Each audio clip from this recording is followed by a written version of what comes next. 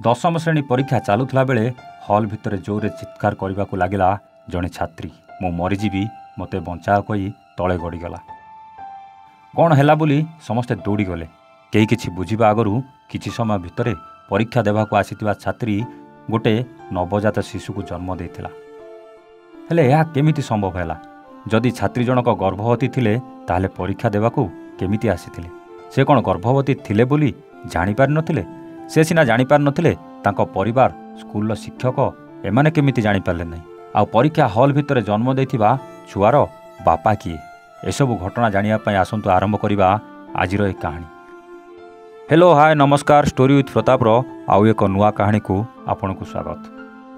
दर्शक बंधु, आज एमिति एक कहानी आपनकु कहिबाकु जाउछु जाहाकु सुनिले आपनक रक्त मध्य गरम हो जिवो। जोथिपाई आज खाली मालकानगिरी नुहे बरं पूरा ओडिशा को लज्जित होगाकु पड़िछि। मालकानगिरी चित्रकुंडा जहाकु समस्ते अपहंच इलाका बोली कहूतिले, सेही अंचल रे घटिछि एमिति एक लज्जाजनक घटना।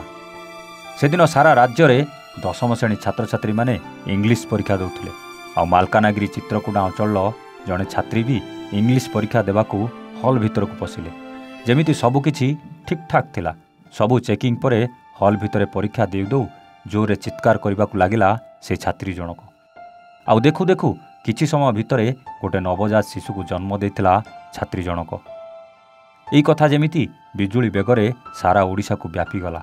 सबु मीडिया रे ए कथा को नहीं आलोचना जोर चलला, पर्यालोचना भी हैला।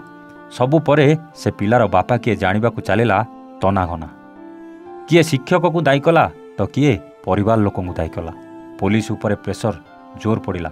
आउ शेषरे से पिलार बापा को पुलिस गिरफ कला। थरे नजर पकांतु ए युवक को।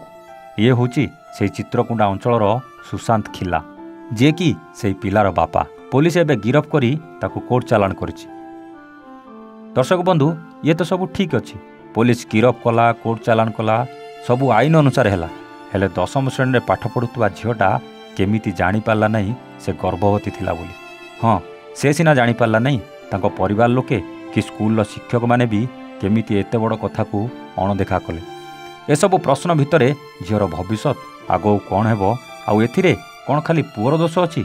आपणक मतामत कमेंट करी निश्चित जनइबे।